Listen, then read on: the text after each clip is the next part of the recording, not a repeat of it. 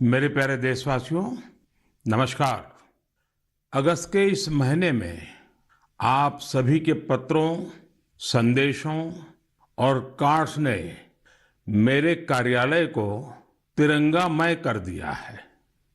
मुझे ऐसा शायद ही कोई पत्र मिला हो जिस पर तिरंगा न हो या तिरंगे और आजादी से जुड़ी बात न हो। बच्चों ने, युवा साथियों ने तो अमृत महोत्सव पर खूब सुंदर सुंदर चित्र और कलाकारी भी बनाकर भेजी है। आजादी के इस महीने में हमारे पूरे देश में हर शहर, हर गांव में अमृत महोत्सव की अमृत धारा बह रही है।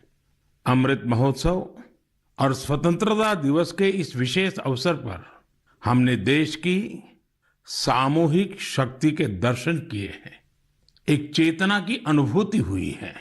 इतना बड़ा देश, इतनी विविधताएं, लेकिन जब बात तिरंगा फहराने की आई तो हर कोई एक ही भावना में बहता दिखाई दिया। तिरंगे के गौरव के प्रथम प्रहरी बनकर लोग खुद आगे आए। हमने स्वच्छता अभियान और वैक्सीनेशन अभियान में भी देश की स्पिरिट को देखा था। अमृत महोत्सव में हमें फिर देशभक्ति का वैसा ही जज्बा देखने को मिल रहा है। हमारे सैनिकों ने ऊंची ऊंची पहाड़ की चोटियों पर, देश की सीमाओं पर और बीच समंदर में तिरंगा फहराया। लोगों ने तिरंगा अभियान के लिए अलग अलग इनोवेटिव आइडियाज भी निकाले। जैसे युवा साथी कृष्णिल अनिल जी ने। अनिल जी एक पजल आर्टिस्ट हैं और उन्होंने रिकॉर्ड समय में खूबसूरत तिरंगा मोज़ेक आर्ट तैयार की है। कर्नाटका के कोलार में लोगों ने 630 फीट लंबा और 205 फीट चौड़ा तिरंगा पकड़कर अनूठा दृश्य प्रस्तुत किया। असम में सरकारी कर्मियों ने दिधाली पुखरी वार मेमोरियल में तिरंगा फहराने के लिए अपने हाथों से 20 फीट का तिरंगा बनाया। इसी तरह इंदौर में लोगों ने ह्यूमन चेन के जरिए भारत का नक्शा बनाया।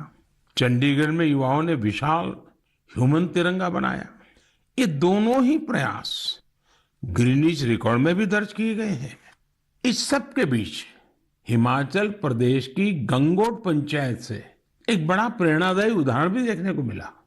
यहाँ पंचायत में स्वतंत्रता दिवस के कार्यक्रम में प्रवासी मजदूरों के बच्चों को मुख्य अतिथि के रूप में शामिल किया गया। साथियों, अमृत महोत्सव के ये रंग केवल भारत में ही नहीं बल्कि दुनिया के दूसरे देशों में भी देखने को मिले।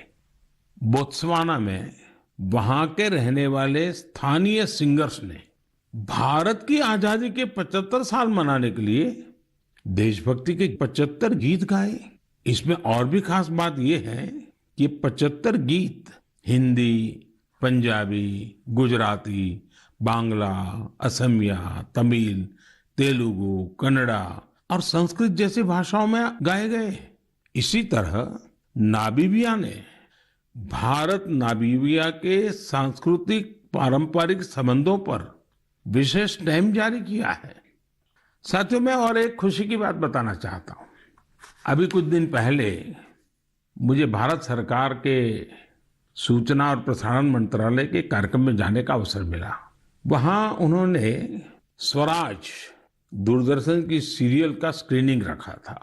मुझे उसके प्रीमियर में जाने का मौका मिला। ये आजादी के आंदोलन में हिस्सा लेने वाले अनसुने नायक नायिकाओं के प्रयासों से देश की युवा पीढ़ी को परिचित कराने की एक बेहतरीन पहल है। दूरदर्शन पर हर रविवार रात 9 बजे इसका प्रसारण होता है और मुझे बताया गया कि 75 सप्ताह तक चलने वाला है। मेरा आग्रह है कि आप समय निकालकर इसे खुद भी देखें और अपने घर के बच्चों को भी जरूर दिखाएं। और स्कूल कॉलेज के लोग तो इसको रिकॉर्डिंग करके जब सोमवार को स्कूल कॉलेज खुलते हैं तो विशेष कार्यक्रम की रचना भी कर सकते हैं, ताकि आजादी के जंग के इन महानायकों के प्रति हमारे देश में एक नई जागरूकता पैदा होगी। आजादी का अमृत महोत्सव अगले साल यानी अगस्त 2023 तक चलेगा। देश के लिए, स्वतंत्रता सेनानियों के लिए जो लेखन, आयोजन आदि हम कर रहे थे, हमें उन्हें और आगे बढ़ाना है। मेरे प्यारे देशवासियों, हमारे पूर्वजों का ज्ञान, हमारे पूर्वजों की दीर्घ दृष्टि और हमारे पूर्वजों का एकात्म चिंतन आज भी कितना महत्वपूर्ण है। जब उसकी गहराई में जाते हैं तो हम आश्चर्य से भर जाते हैं। हजारों साल पुराना हमारा ऋग्वेद में कहा गया है, ओमान मापो मानुषी अमृतम धाततोकाय तनयाय संयोहो यूयम हिष्ठा भीषजो मातृतमा विश्वस्य स्थातु जगतो जनित्री ही। अर्थात हे जल, आप मानवता के परम मित्र हैं, आप जीवनदायिनी हैं, आपसे ही अन्न उत्पन्न होता है और आपसे ही हमारी संतानों का हित होता है। आप हमें सुरक्षा प्रदान करने वाले हैं और सभी बुराइयों से दूर रखते हैं। आप सबसे उत्तम औषधि हैं और आप ही इस ब्रह्मांड के पालनहार हैं। सोचिए, हमारी संस्कृति में हजारों वर्ष पहले जल और जल संरक्षण का महत्व समझाया गया है। जब ये ज्ञान हम आज के संदर्भ में देखते हैं तो रोमांचित हो उठते हैं, लेकिन जब इसी ज्ञान को देश अपने सामर्थ्य के रूप में स्वीकारता है तो उनकी ताकत अनेक गुना बढ़ जाती है। आपको याद होगा, मन की बात में ही 4 महीने पहले मैंने अमृत सरोवर की बात की थी। उसके बाद अलग अलग जिलों में स्थानीय प्रशासन जुटा, स्वयंसेवी संस्थाएं जुटी और स्थानीय लोग जुटे। देखते ही देखते अमृत सरोवर का निर्माण एक जन आंदोलन बन गया है। जब देश के लिए कुछ करने की भावना हो, अपने कर्तव्यों का एहसास हो, आने वाली पीढ़ियों की चिंता हो, तो सामर्थ्य भी जुड़ता है और संकल्प नेक बन जाता है। मुझे तेलंगाना के वारंगल के एक शानदार प्रयास की जानकारी मिली है। यहाँ एक नई ग्राम पंचायत का गठन हुआ है जिसका नाम है मंगत्या वाल्या थांडा। यह गांव फॉरेस्ट एरिया के करीब है। यहाँ के गांव के पास ही एक ऐसा स्थान था जहाँ मानसून के दौरान काफी पानी इकट्ठा हो जाता था। गांव वालों की पहल पर अब इस स्थान को अमृत सरोवर अभियान के तहत विकसित किया जा रहा है। इस बार मानसून के दौरान हुई बारिश में ये सरोवर पानी से लबालब भर गया है। मैं मध्य प्रदेश के मंडला में मोचा ग्राम पंचायत में बने अमृत सरोवर के बारे में भी आपको बताना चाहता हूँ। ये अमृत सरोवर कान्हा राष्ट्रीय उद्यान के पास बना है और इससे इस इलाके की सुंदरता को और बढ़ा दिया है। उत्तर प्रदेश के ललितपुर में नवनिर्मित शहीद भगत सिंह अमृत सरोवर भी लोगों को काफी आकर्षित कर रहा है। यहाँ की निवारी ग्राम पंचायत में बना यह सरोवर 4 एकड़ में फैला हुआ है। सरोवर के किनारे हुआ वृक्षारोपण इसकी शोभा को बढ़ा रहा है। सरोवर के पास लगे 35 फीट ऊंचे तिरंगे को देखने के लिए भी दूर दूर से लोग आ रहे हैं। अमृत सरोवर का यह अभियान कर्नाटका में भी जोरों पर चल रहा है। यहाँ के बागलकोट जिले के बिलकेरूर गांव में लोगों ने बहुत सुंदर अमृत सरोवर बनाया है। दरअसल इस क्षेत्र में पहाड़ से निकले पानी की वजह से लोगों को बहुत मुश्किल होती थी। किसानों और उनकी फसलों को भी नुकसान पहुंचता था। अमृत सरोवर बनाने के लिए गांव के लोग सारा पानी चैनलाइज करके एक तरफ ले आए। इससे इलाके में बाढ़ की समस्या भी दूर हो गई। अमृत सरोवर अभियान हमारी आज की अनेक समस्याओं का समाधान तो करता ही है, हमारी आने वाली पीढ़ियों के लिए भी उतना ही आवश्यक है। इस अभियान के तहत कई जगहों पर पुराने जलाशयों का भी कायाकल्प किया जा रहा है। अमृत सरोवर का उपयोग पशुओं की प्यास बुझाने के साथ ही खेती किसानी के लिए भी हो रहा है। इन तालाबों की वजह से आसपास के क्षेत्रों का ग्राउंड वाटर टेबल बढ़ा है, वहीं इनके चारों ओर हरियाली भी बढ़ रही है। इतना ही नहीं, कई जगह लोग अमृत सरोवर में मछली पालन की तैयारियों में भी जुटे हैं। मेरा आप सभी से और खासकर मेरे युवा साथियों से आग्रह है कि आप अमृत सरोवर अभियान में बढ़ चढ़ करके हिस्सा लें और जल संचय और जल संरक्षण के इन प्रयासों को पूरी से पूरी ताकत दें, उसको आगे बढ़ाएं। मेरे प्यारे देशवासियों, असम के बोंगाई गांव में एक दिलचस्प परियोजना चलाई जा रही है, प्रोजेक्ट संपूर्णा। इस प्रोजेक्ट का मकसद है कुपोषण के खिलाफ लड़ाई, और इस लड़ाई का तरीका भी बहुत यूनिक है। इसके तहत किसी आंगनवाड़ी केंद्र के एक स्वस्थ बच्चे की मां एक कुपोषित बच्चे की मां से हर सप्ताह मिलती है और पोषण से संबंधित सारी जानकारियों पर चर्चा करती है। यानी एक मां दूसरी मां की मित्र बन उसकी मदद करती है, उसे सीख देती है। इस प्रोजेक्ट की मदद से इस क्षेत्र में एक साल में 90% से ज्यादा बच्चों में कुपोषण दूर हुआ है। आप कल्पना कर सकते हैं, क्या कुपोषण दूर करने में गीत संगीत और भजन का भी इस्तेमाल हो सकता है? मध्य प्रदेश के दतिया जिले में मेरा बच्चा अभियान, इस मेरा बच्चा अभियान में इसका सफलतापूर्वक प्रयोग किया गया।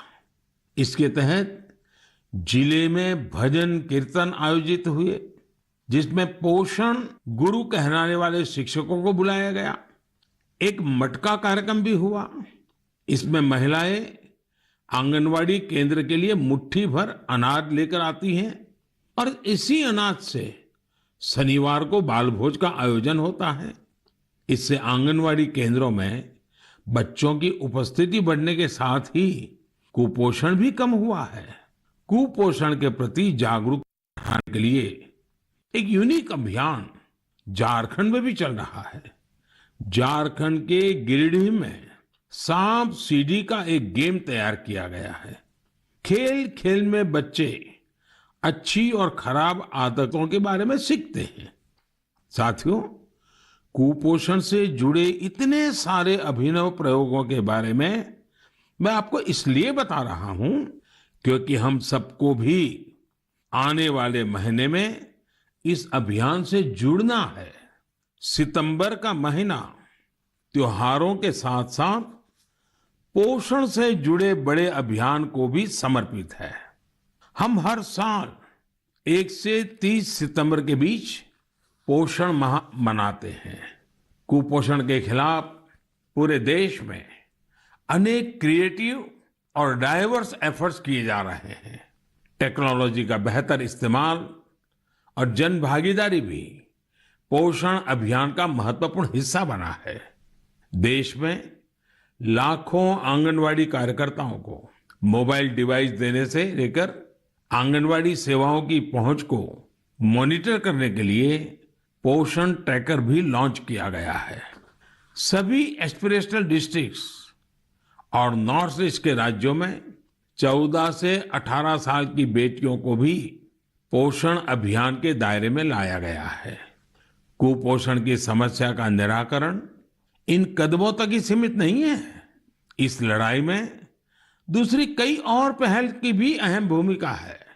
उदाहरण के तौर पर जल जीवन मिशन को ही ले तो भारत को कुपोषण मुक्त कराने में इस मिशन का भी बहुत बड़ा असर होने वाला है। कुपोषण की चुनौतियों से निपटने में सामाजिक जागरूकता से जुड़े प्रयास महत्वपूर्ण भूमिका निभाते हैं। मैं आप सभी से आग्रह करूंगा कि आप आने वाले पोषण माह में कुपोषण या मालन्यूट्रिशन को दूर करने के प्रयासों में हिस्सा जरूर लें। मेरे प्यारे देशवासियों, चेन्नई से श्रीदेवी वरदराजन जी ने मुझे एक रिमाइंडर भेजा है।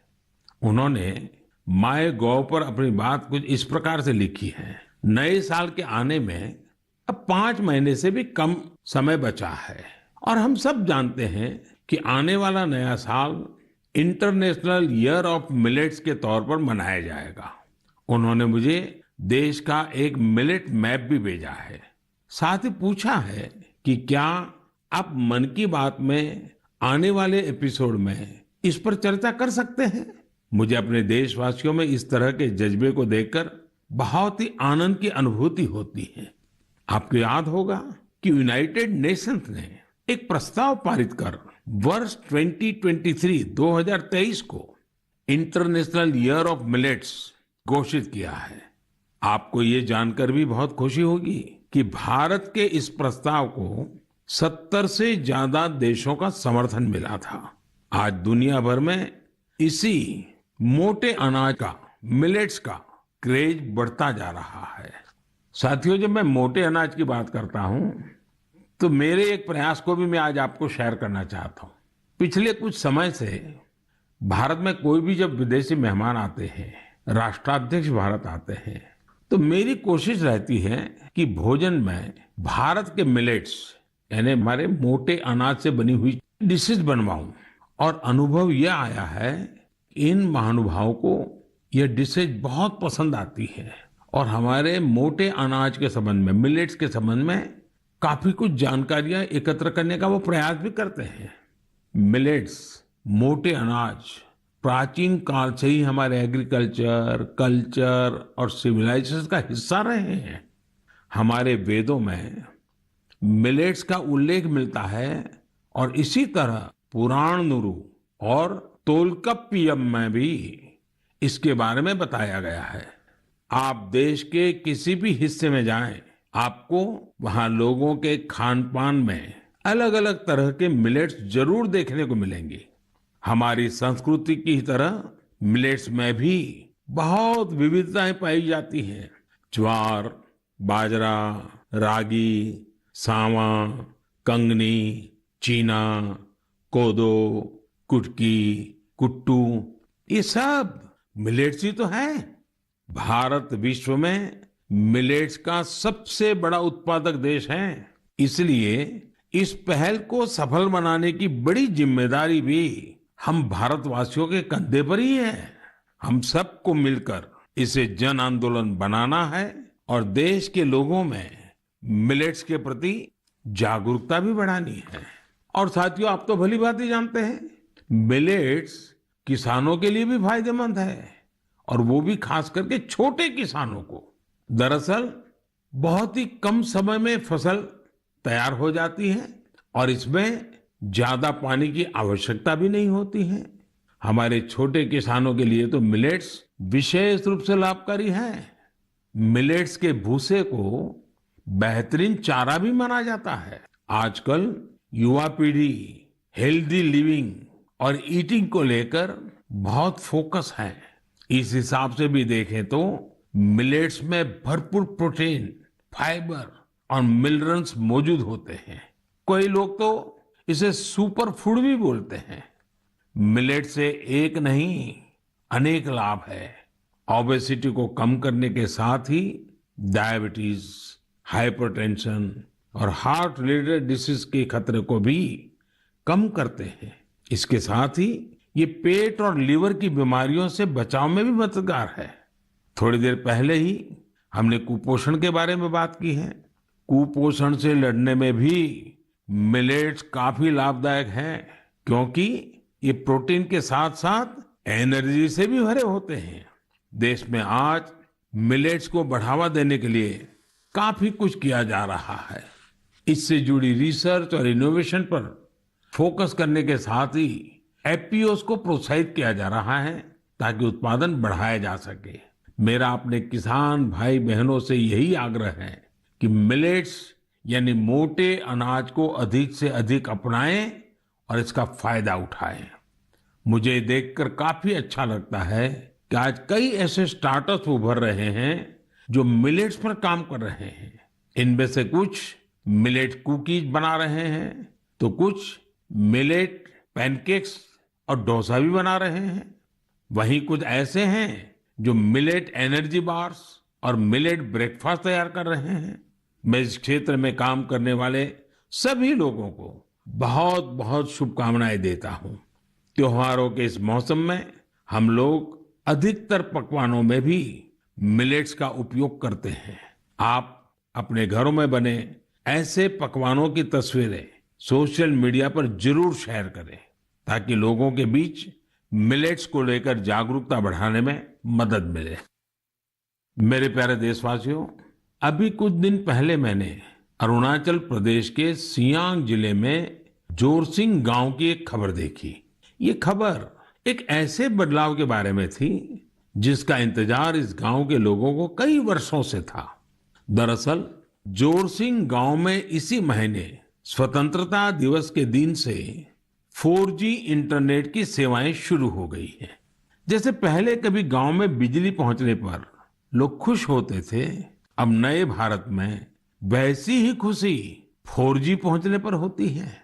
अरुणाचल और नॉर्थ ईस्ट के दूर सुदूर इलाकों में 4G के तौर पर एक नया सूर्योदय हुआ है। इंटरनेट कनेक्टिविटी एक नया सवेरा लेकर आई है। जो सुविधाएं कभी सिर्फ बड़े शहरों में होती थी, वो डिजिटल इंडिया ने गांव-गांव में पहुंचा दी है।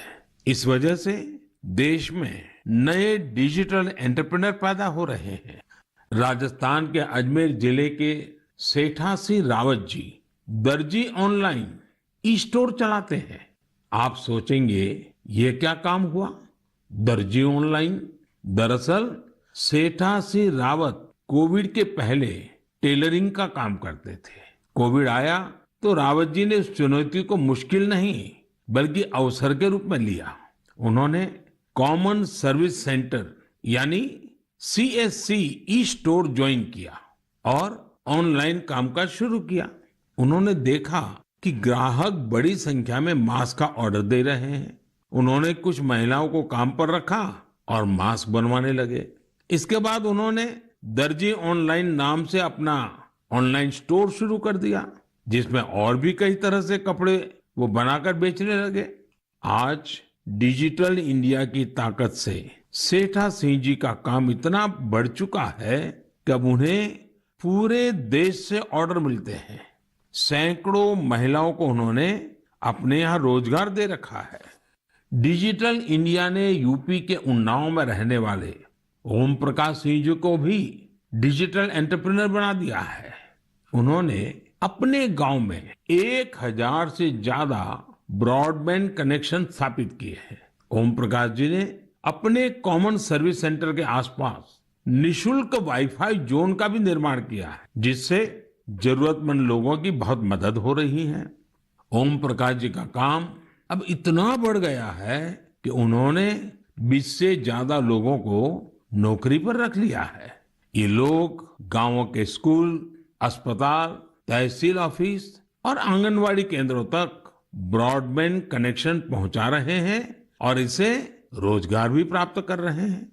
कॉमन सर्विस सेंटर की तरह ही गवर्नमेंट ई मार्केट प्लेस यानी जेम पोर्टल पर भी ऐसी कितनी सक्सेस स्टोरी देखने को मिल रही है। साथियों, मुझे गांवों से ऐसे कितने ही संदेश मिलते हैं जो इंटरनेट की वजह से आए बदलावों को मुझसे साझा करते हैं। इंटरनेट ने हमारे युवा साथियों की पढ़ाई और सीखने के तरीकों को ही बदल दिया है। जैसे कि यूपी की गुड़िया सी जब उन्नाव के अमोइया गांव में अपनी ससुराल आई तो उन्हें अपनी पढ़ाई की चिंता हुई, लेकिन भारत नेट ने उनकी इस चिंता का समाधान कर दिया। गुड़िया ने इंटरनेट के जरिए अपनी पढ़ाई को आगे बढ़ाया और अपना ग्रेजुएशन भी पूरा किया। गांव गांव में ऐसे कितने ही जीवन डिजिटल इंडिया अभियान से नई शक्ति पा रहे हैं। आप मुझे गांवों के डिजिटल एंटरप्रेन्योर के बारे में ज्यादा से ज्यादा लिख करके भेजें और उनकी सक्सेस स्टोरीज को सोशल मीडिया पर भी जरूर साझा करें। मेरे प्यारे देशवासियों, कुछ समय पहले मुझे हिमाचल प्रदेश से मन की बात के एक श्रोता रमेश जी का पत्र मिला। रमेश जी ने अपने पत्र में पहाड़ों की कई खूबियों का जिक्र किया है। उन्होंने लिखा कि पहाड़ों पर बस्तियां भले ही दूर दूर बसती हो, लेकिन लोगों के दिल एक दूसरे के बहुत नजदीक होते हैं। वाकई पहाड़ों पर रहने वाले लोगों के जीवन से हम बहुत कुछ सीख सकते हैं। पहाड़ों की जीवन शैली और संस्कृति से हमें पहला पाठ तो यही मिलता है कि हम परिस्थितियों के दबाव में न आए तो आसानी से उन पर विजय भी प्राप्त कर सकते हैं। और दूसरा, हम कैसे स्थानीय संसाधनों से आत्मनिर्भर बन सकते हैं। जिस पहली सीख का जिक्र मैंने किया, उसका एक सुंदर चित्र इन दिनों स्पीति क्षेत्र में देखने को मिल रहा है। स्पीति एक जनजातीय क्षेत्र है। यहाँ इन दिनों मटर तोड़ने का काम चलता है। पहाड़ी खेतों पर ये एक मेहनत भरा और मुश्किल काम होता है, लेकिन यहाँ गांव की महिलाएं इकट्ठा होकर एक साथ मिलकर एक दूसरे के खेतों से मटर तोड़ती हैं। इस काम के साथ साथ महिलाएं स्थानीय गीत छपरा माझी छपरा ये भी गाती हैं। यानी यहाँ आपसी सहयोग भी लोक परंपरा का एक हिस्सा है। स्पीति में स्थानीय संसाधनों के सदुपयोग का भी बेहतरीन उदाहरण मिलता है। स्पीति में किसान जो गाय पालते हैं, उनके गोबर को सुखाकर बोरियों में भर लेते हैं। जब सर्दियां आती हैं तो इन बोरियों को गाय के रहने की जगह में, जिसे यहाँ खुड कहते हैं, उसमें बिछा दिया जाता है। बर्फबारी के बीच ये बोरियां गायों को ठंड से सुरक्षा देती हैं। सर्दियां जाने के बाद यही गोबर खेतों में खाद के रूप में इस्तेमाल किया जाता है। यानी पशुओं के वेस्ट से ही उनकी सुरक्षा भी और खेतों के लिए खाद भी। खेती की लागत भी कम और खेत में उपज भी ज्यादा। इसलिए तो ये क्षेत्र इन दिनों प्राकृतिक खेती के लिए भी एक प्रेरणा बन रहा है। साथियों, इसी तरह के कई सराहनीय प्रयास हमारे एक और पहाड़ी राज्य उत्तराखंड में भी देखने को मिल रहे हैं। उत्तराखंड में कई प्रकार के औषधि और वनस्पतियां पाई जाती है जो हमारे सेहत के लिए बहुत फायदेमंद होती है। उन्हीं में से एक फल है बेडू। इसे हिमालयन फिग के नाम से भी जाना जाता है। इस फल में खनिज और विटामिन भरपूर मात्रा में पाए जाते हैं। लोग फल के रूप में तो इसका सेवन करते ही हैं, साथ ही कई बीमारियों के इलाज में भी इसका उपयोग होता है। इस फल की इन्हीं खूबियों को देखते हुए अब बेडू के जूस, इससे बने जैम, चटनी, अचार और इन्हें सुखाकर तैयार किए गए ड्राई फ्रूट को बाजार में उतारा गया है। पिथौरागढ़ प्रशासन की पहल और स्थानीय लोगों के सहयोग से बेडू को बाजार तक अलग अलग रूपों में पहुंचाने में सफलता मिली है। बेडू को पहाड़ी अंजीर के नाम से ब्रांडिंग करके ऑनलाइन मार्केट में भी उतारा गया है। इससे किसानों को आय का नया स्रोत तो मिला ही है, साथ ही बेडू के औषधीय गुणों का फायदा दूर दूर तक पहुंचने लगा है। मेरे प्यारे देशवासियों, मन की बात में आज शुरुआत में हमने आजादी के अमृत महोत्सव के बारे में बात की है। स्वतंत्रता दिवस के एक महान पर्व के साथ साथ आने वाले दिनों में और भी कई पर्व आने वाले हैं। अभी कुछ दिन बाद ही भगवान गणेश की आराधना का पर्व गणेश चतुर्थी है। गणेश चतुर्थी यानी गणपति बप्पा के आशीर्वाद का पर्व। गणेश चतुर्थी के पहले ओणम का पर्व भी शुरू हो रहा है। विशेष रूप से केरला में ओणम शांति और समृद्धि की भावना के साथ मनाया जाएगा। 30 अगस्त को हरतालिका तीज भी है। ओडिशा में 1 सितंबर को नुआखाई का पर्व भी मनाया जाएगा। नुआखाई का मतलब ही होता है नया खाना, यानी ये भी दूसरे कई पर्वों की तरह ही हमारी कृषि परंपरा से जुड़ा त्योहार है।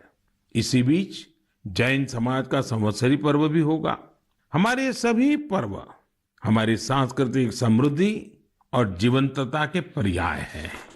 मैं आप सभी को इन त्योहारों और विशेष अवसरों के लिए शुभकामनाएं देता हूं।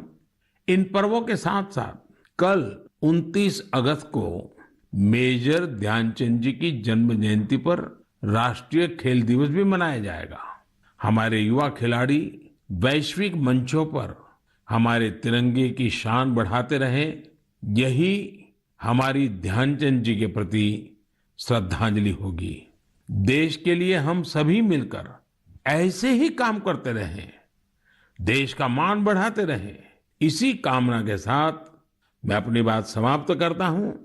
अगले माह एक बार फिर आपसे मन की बात होगी। बहुत बहुत धन्यवाद।